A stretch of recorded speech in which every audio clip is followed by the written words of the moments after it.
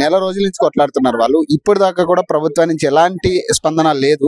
మరి ఈ రోజు టీఎస్పీఎస్సీ ముట్టడని చెప్పేసి వాళ్ళు ఏదైతే అనౌన్స్ చేసారో దానికి సంబంధించి పోలీసులు కూడా భారీగా బందోబస్తు పెట్టి ఎక్కడ అనుమానం ఉన్నా కూడా ఎవరి మీద వెళ్తున్నారు.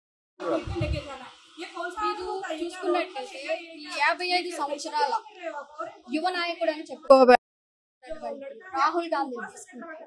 ఎలక్షన్స్ కు ముందు వచ్చి నువ్వు చాలా జాబ్ హామీలు ఇచ్చావు కదా, చాలా లక్షలు ఇస్తారన్నావు కదా. ఈ కాంగ్రెస్ ప్రభుత్వం రేవంత్ రెడ్డి రాక మునుపు కూడా జాబ్ క్యాలెండర్ ఇస్తాం, మేము చాలా జాబ్లు ఇస్తామని చెప్పి ఎన్నో లక్షలు పెంచుతున్నామని చెప్పావు కదా. ఏమైనాయి ఇప్పుడు అవన్నీ ఏమైనాయి? ఇప్పుడు యువకులు నిరుద్యోగులు అడిగేది ఏంటి? కేవలం వాడు అడిగేది నువ్వు ఇచ్చిన హామీలు నువ్వు నెరవేర్చు అని అడుగుతున్నాం. ఏమైంది ఇప్పుడు ఈ రేవంత్ రెడ్డి ప్రభుత్వం, ఈ కాంగ్రెస్ ముందు వచ్చిన ఈ 55 సంవత్సరాల యువ నాయకుడు రాహుల్ గాంధీ ఏమయ్యాడు? వీళ్ళందరూ ఎందుకు పట్టించుకోవట్లేదు? మేము ఇక్కడ ఏం చేస్తున్నాము? వీళ్ళు ఇచ్చిన హామీలు group 1, group 2, DSC, mega DSC వీటన్నిటి గురించి మీరు ఇచ్చిన హామీల ప్రకారం మీరు నిర్వర్తించండి. దీని మీద మీ స్పందన ఏది? ఈ కాంగ్రెస్ ప్రభుత్వానికి ఇచ్చిన ఇప్పుడు ఈ 15 రోజుల నుంచి జరుగుతున్న నిరుద్యోగుల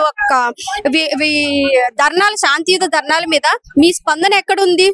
మీరు ఎక్కడన్నా ప్రెస్ కాన్ఫరెన్స్ పెట్టి దీని మీద ఎందుకు స్పందించట్లేదు? అంటే నిరుద్యోగులు అంటే మీకు అంత చులకనా? నిన్న బీజేఎం నుంచి మీరు కూడా సపోర్ట్ చేయబోతుంటే నిన్న కూడా లాఠీ చార్జీలు కూడా జరగడం జరిగింది. ఇక్కడ మరి పరిస్థితి ఎట్లా చూడాలంటే ప్రతిపక్షాలను కూడా మాట్లాడిన పరిస్థితి కనపడుతుంది రాష్ట్రంలో. మరి ప్రజా పరిపాలన అన్నారు, లేదా నిరుద్యోగులు పరిపాలన అన్నారు, ఏదో చెప్పారు కదా. మరి ఇవన్నీ ఎక్కడ కనపడుతున్నాయా లేకపోతే ఏంటి పరిస్థితి? అంటే ముందుగా పోలీసు శాఖ వారిని ప్రశ్నించేది ఏంటంటే శాంతియుత ధర్నా అంటే ఏంటి? శాంతియుత ధర్నా అంటే ఏంటి? అగ్రెసివ్ తోటి కొట్లాటలతోటి వచ్చి ధర్నా అంటే ఏంటి? ముందు వాళ్ళు దాని మీద రౌడీయిజం గా చేసే ధర్నా గురించి వాళ్ళు ఒక రకంగా రియాక్ట్ అవ్వాలి. కానీ ఇక్కడ మేము ఈ 15 రోజుల నుంచి కూడా మేము చేసేది ఏంటి? శాంతియుత ధర్నా అని చేస్తున్నాం. శాంతియుత ధర్నా అంటే మా డిమాండ్స్ ఏంటి, అసలు మేము ఏం చెప్తున్నాం, యువత ఏం చెప్తుంది, ఈ అన్ఎంప్లాయీస్ ఏం చెప్తున్నారు అనేది వినకుండా శాంతియుత ధర్నాకి రోడ్డు మీద కనిపించిన వాళ్ళనల్లా అరెస్ట్ చేసి లేకపోతే లాఠీ చార్జ్ చేసి, నిన్న చూసుకున్నట్టయితే మా బీజేవైఎం కార్యకర్తలు చాలా మంది లీడర్స్ అందరూ కూడా చాలా గాయాలు, రక్తాలు అయ్యి అసలు లాఠీ చార్జ్ ఎలా చేశారంటే ఒక ఊచకొత్త కోసినట్టు కోసారు. ఇది ఎంతవరకు న్యాయం? మేము ప్రశ్నించేది మీరు ఇచ్చిన హామీలు నెరవేర్చండి అని ప్రశ్నిస్తే ఇదా మీరు ఇచ్చే రియాక్షన్? సో దీని